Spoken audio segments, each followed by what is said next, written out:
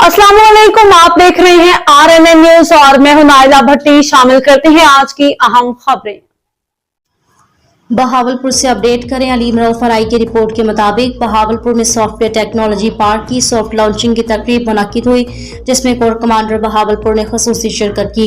ये मनसूबा वज़ीर आज़म पाकिस्तान और चीफ ऑफ आर्मी स्टाफ की हदायत व विजन के तहत एक तारीखी संग मैल है, जिसका मकसद जनूबी पंजाब के नौजवानों, तलबा और कारोबारी तबके को जदीद इंफ्रास्ट्रक्चर, तरबियती मवाज़ी और सनत से बराह रास्त रवाबित फराहम करना है।